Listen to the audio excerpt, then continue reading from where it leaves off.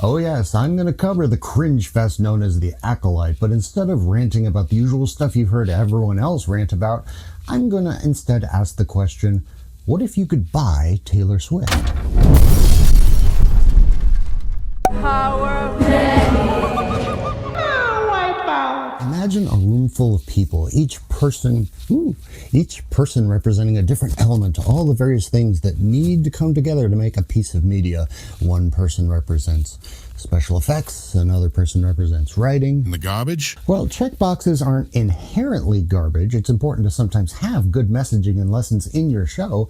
Ideally, that's how your characters grow, and that's how the audience learns to grow with them. And that's why the original Star Trek still holds up. Exactly. For the average show, if some of the people are taken out of the room, you can still pull out a decent show. For example, Avatar, mid-storyline with great special effects. Or you can take the special effects guy out of the room and you still have a winner. Classic Doctor Who is a perfect example. Their budgets were so tight that bad guys were sometimes literally just wrapped in bubble wrap.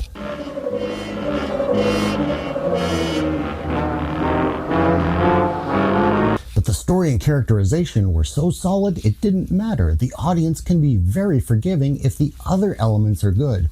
If you think about it, it actually takes quite a lot to drive an audience away, which makes what's going on here all the more horrifying. Power of one. The power of two. The power of many.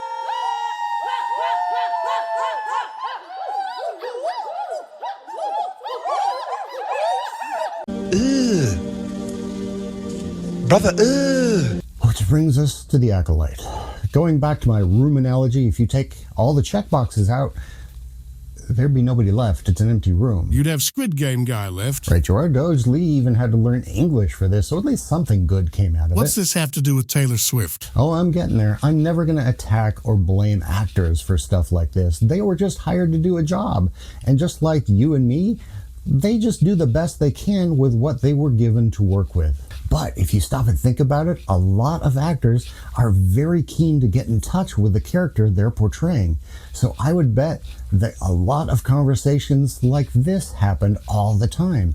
Imagine Jodie Turner-Smith going up to Leslie Headland and saying, you know, here in the script you have me say that the thread isn't a weapon, but then seconds later I literally use it as a weapon. Or tell little Rue that she can be whatever she wants, and then tell her she has no choice in the matter in the next breath. That had to be a hostile set. The actors had to be constantly questioning these word salad scripts to the point that Leslie either told them to shut up or stopped being responsive, which would force the actors to just stop asking and just get through it. Never go full Disney. In Star Wars, spice is a freaking drug. They were making ice cream out of it and feeding it to children.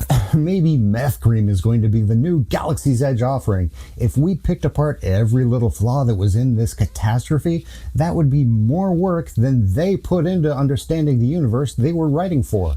Even Forbes, a major financial publication, so not even an industry rag, said The Acolyte Episode 3 is one of the most disappointing Star Wars episodes ever made. They phrased that rather politely. The third episode of Disney's The Acolyte is an embarrassment to the entire franchise, though the same could be said for so much Star Wars these days outside of Andor and the first 2 seasons of The Mandalorian. Nearly $200 million spent, and I don't see how. Don't know where that money went, but it's not on the screen. Don't be suspicious, don't be suspicious, don't be suspicious, don't be suspicious, don't be suspicious. But the biggest issue here is that we're dealing with children who work for a corporation that's not holding them accountable. They are bad parents. You're not grown until you know how to communicate, apologize, be truthful, and accept accountability without blaming someone else. Based. Word. The pre-publicity was focused only on the checkboxes, not the content. They never talked about the show. They couldn't even speak positively about their own project, just about how anyone who didn't like it were all ists and phobes. They were all shirking responsibility and pointing fingers before it even aired.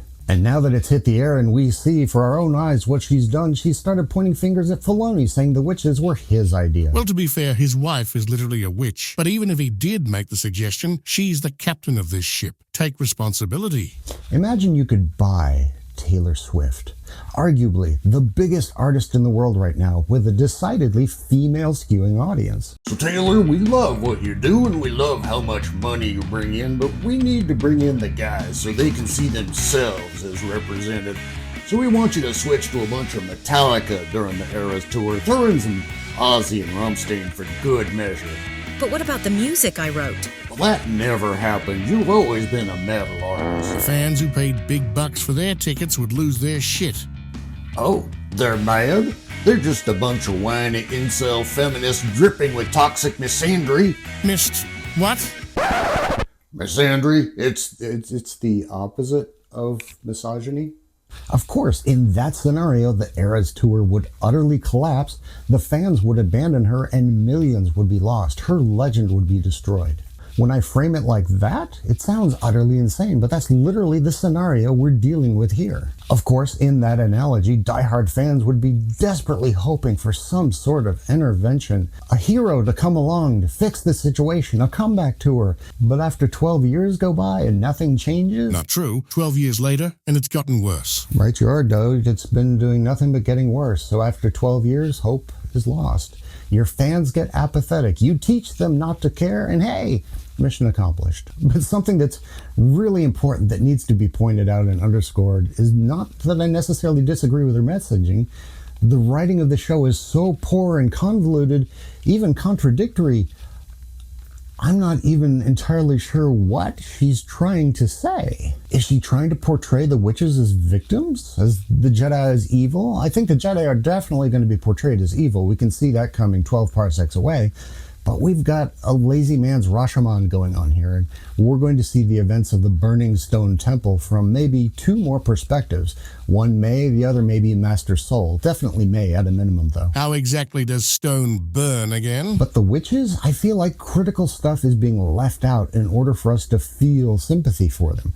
I think she wants us to feel sympathy, but she's doing such a poor job of it that we don't. We see right through it. I get dark side vibes, though. Lucas was always very clear about the good versus evil foundation of the story. It's the most basic and universal basis for storytelling that people of all races and cultures can connect with. That's why during the prequels, he deliberately showed Palpatine doing evil as Darth Sidious. If you took those scenes out, you'd have just a kindly old man reluctantly taking on the mantle of leader of the Republic. A surprise, to be sure. But since we knew what he would become, that would make it really confusing. Which is exactly the problem we have now. They've removed a lot of the context we might use to fully determine them as evil or good. We only sense or guess that something is not right. They're gaslighting the fans in the real world, and they're gaslighting the 5 or 6 people still watching the show. Perhaps her being the personal assistant to one of the most evil men in Hollywood and choosing to look the other way just to advance her career has twisted her own perception of evil. Ooh, Doge strikes back with yet another valid point. Yeah, she really doesn't have a leg to stand on when it comes to being an activist for women, does she? I wish Disney was at least consistent. You fire Gina Carano for having an opinion, but you hire Harvey Weinstein's personal assistant to come in and helm a Star Wars show when she literally has no training or experience in this? I said in another episode that The Devil's Cord, the second episode in this season of Doctor Who, was the worst episode of television I have ever seen, up until episode 3 of The Acolyte. Between these two shows, it's a race to the bottom, but regardless of who wins, we all lose. Stay fresh. For those that stayed to the end of the video, we have a bonus. Here's the full ridiculous context of that cringe fest of a clip we showed earlier. That's about it for this evening, but we are going to leave you with a short taste of a play that opened in London's Soho Theatre tonight. It's arrived here from Belgium. It's called Sirens, and it is described as an irreverent feminist manifesto for the 21st century. To that end, it starts with a scream, or it's actually the cast screaming. Whether you are an irreverent feminist or not, it does seem to capture some of the spirit of the age, the end of human beings, the autumn statement perhaps.